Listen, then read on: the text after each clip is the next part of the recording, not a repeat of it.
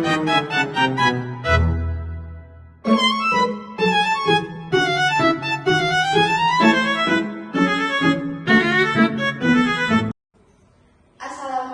warahmatullahi wabarakatuh. Perkenalkan, nama saya Nugrahani Widyu Nurwarastuti dengan NIM akhiran 143. Di sini saya memenuhi tugas menyimak wawancara bersama motivator, dan saya memilih Kak Wida sebagai motivator karena mempunyai usaha seserahan yang sangat sukses. Baik Kak, sudah siap untuk diwawancarai atau belum? Nah, pertanyaan pertama ya. Berapa besar modal awal membuka usaha seserahan ini? Modal awalnya itu sekitar 3,5 juta.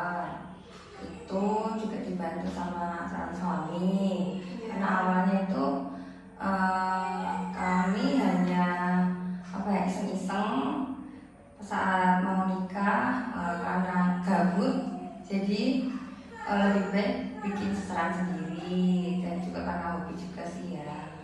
Nah, dari itu kemudian alhamdulillah bisa semakin berkembang.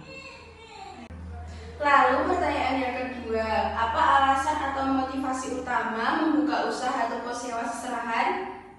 Motivasinya kalau awalnya ingin mengembangkan hobi, tapi lama-kelamaan karena kebutuhan, jadi sekaligus untuk menambah pendapatan sih. Walaupun nggak setiap saat itu selalu ada, karena ini usahanya kan musiman, tapi bisa sedikit-sedikit menambah pendapatan. Oh iya. Lanjut pertanyaan nomor 3 ya Kak. Apa tantangan terbesar dalam menjalankan usaha di toko seserahan saat ini? Semua usaha itu pasti punya tantangan sendiri. Kalau untuk usaha seserahan ini yang paling banyak adalah persaingan harga. Jadi seserahan itu ada di red ocean, di mana udah banyak sekali saingan di luar sana. Padahal pada saat saya membuka itu usaha ini masih jarang, tapi karena mungkin orang melihat usaha ini gampang, balik modalnya cepat, jadi mereka tuh coba-coba.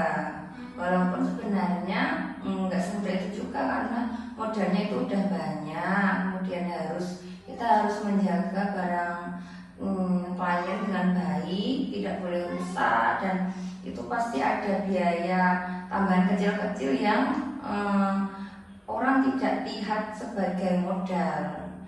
Nah, itulah namanya persaingan harga itu, Mbak. Lalu pertanyaan nomor 4, apa strategi kakak dalam menentukan harga sewa? Kalau strategi saya yaitu harus punya hitungan ya.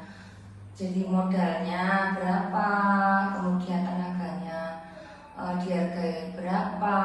Karena kan kita juga ada modal yang habis pakai, ada modal yang tidak habis pakai, itu bisa kita perhitungkan. Kalau keuntungannya kita cuma ambil sekitar 30%, untuk selebihnya nanti kita untuk biaya operasional, kemudian untuk biaya perawatan tray, terus kita update barang baru, itu juga penting untuk dipertimbangkan.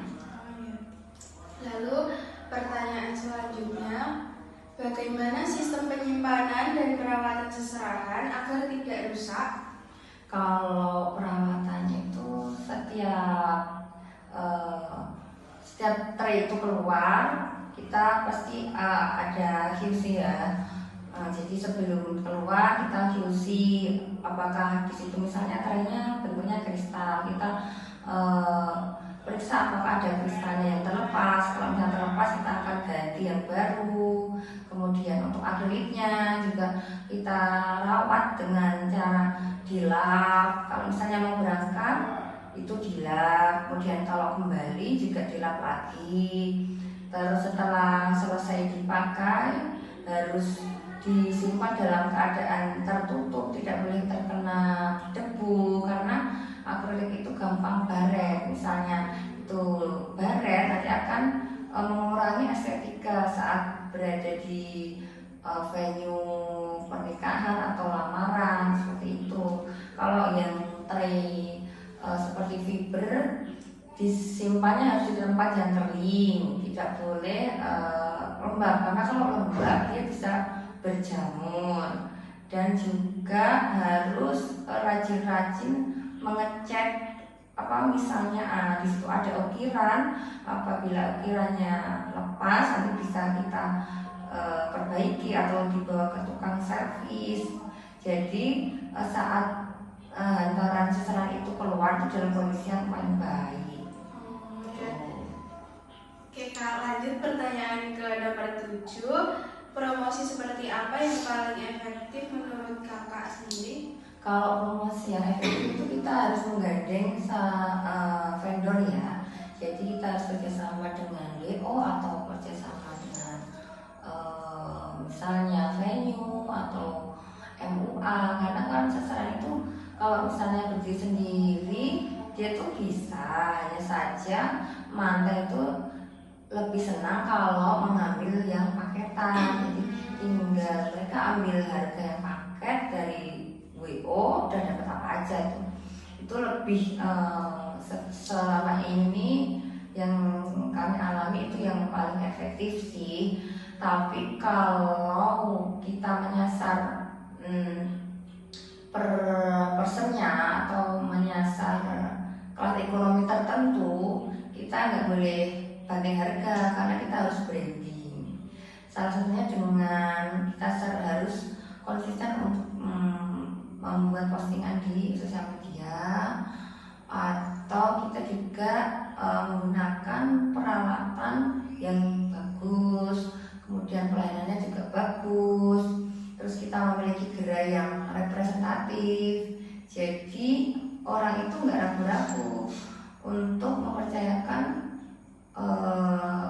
seserahannya di tempat kami karena kita punya tempat yang bagus, yang rapi, kemudian terpercaya, ya seperti itu.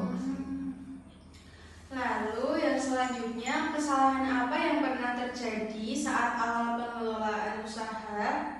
Kalau pas awal usaha itu semuanya pasti belajar ya, kita belajar dari pengalaman itu yang paling berharga. Jadi karena dulu tuh nggak ada yang namanya kursus-kursus atau kelas seperti sekarang yang menjamur, jadi kami belajar sendiri.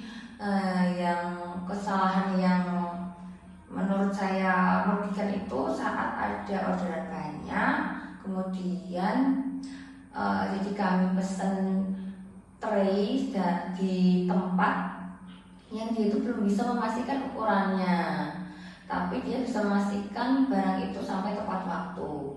Ternyata pada saat sampai di sini ukurannya tidak sesuai dan kami sudah terlanjur pesan tutup. Nah akhirnya tutupnya itu tidak bisa dipakai dan kami harus pesan tutup akrilik baru.